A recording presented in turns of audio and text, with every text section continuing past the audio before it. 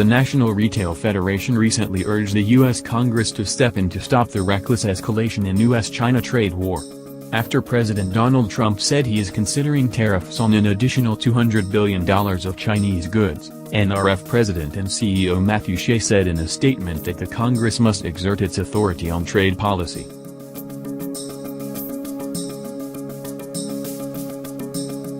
The U.S. Department of Commerce has announced affirmative final determinations in the anti-dumping duty investigations of imports of low-melt polyester staple fiber from two countries. USDC determined that exporters from South Korea and Taiwan sold low-melt PSF at dumping margins ranging from 0 to 16.27% and 49.93%, respectively.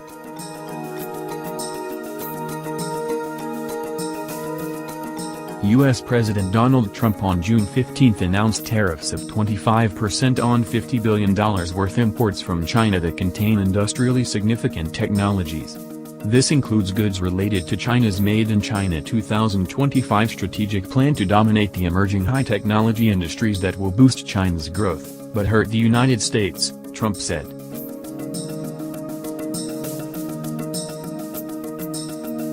The Philippines has adopted rules on securing certificate of accreditation for garment manufacturers, exporters and subcontractors availing of preferential tariffs under the Generalized System of Preference scheme.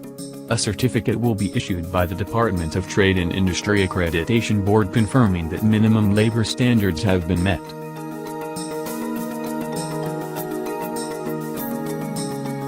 China has reportedly signed contracts for 5 lakh bales of cotton from India for the new cotton season. As the country has announced an additional quota of 48 lakh bales, whose procurement may start from July 1, India may benefit by at least selling 10–15% of that quantity, according to industry sources. China's buffer stocks began depleting from 2015.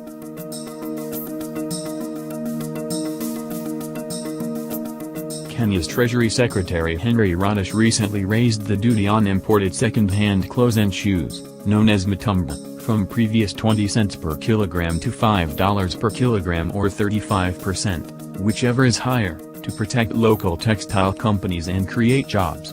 He said the step will guard against low mitumba prices that make it tough for local companies to thrive.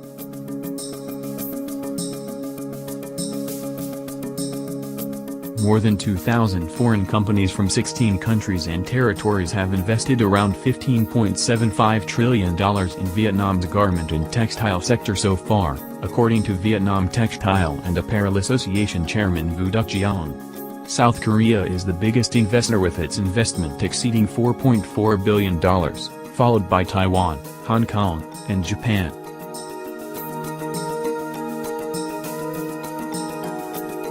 Delat Worsted Spinning Limited Company has begun construction of a factory to spin yarn from wool in Phat Chi Industrial Cluster in Delat City, the capital of Lan Dong Province in southern Vietnam's Central Highlands region. The factory, to be built at a cost of $50 million, is expected to commence operation in April 2019 and employ 400 people. Log on to www.fibre2fashion.com and stay updated with more textile stories.